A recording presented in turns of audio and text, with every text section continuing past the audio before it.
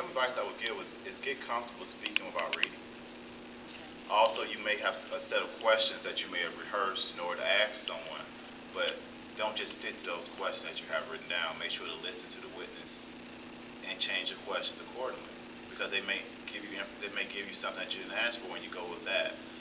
Your questions that you have written out are more so to be an outline of points that you want to hit. You don't have to stick with that. So that's one of the things. And preparation. Because I was going to ask, what would you credit the success to your mock trial team during your years here at Therrell? I would say people that was confident speakers, people who were able to do critical thinking, but also people who were so good at speaking that even if they did not know what they were talking about, they could convince somebody else that they did. Are those skills taught, learned? I mean, how would Some people are born with that innately. Some people have to learn it. Public speaking is something that I think to most people you get better at by doing.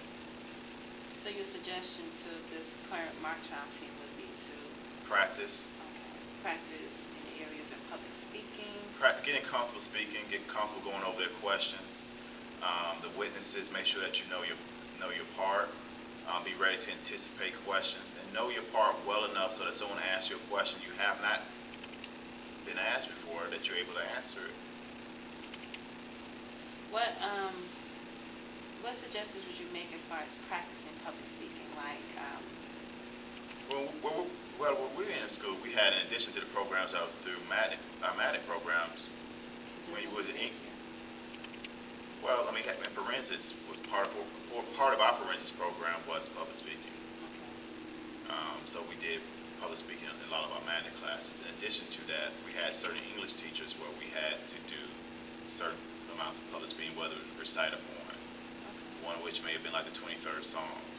It was like one thing we had to do. Really? But that's something you have to get comfortable in by doing, but it can be, public speaking is something that can be integrated in any course, any curriculum. You're having a science class, it's like giving if you have a science project, that's one type of public speaking, because you're supposed to present your project to a judge. The judge is a smaller audience, but it's still you speaking, and the best speakers are those who can speak without reading. It's okay to have paper there, but you should not be dependent upon it. The best way to not be dependent upon your paper is to know your material well enough where you just have bullet points as opposed to actual questions. Because the more text that you have written down, the more likely you are to start reading, even if you know the material.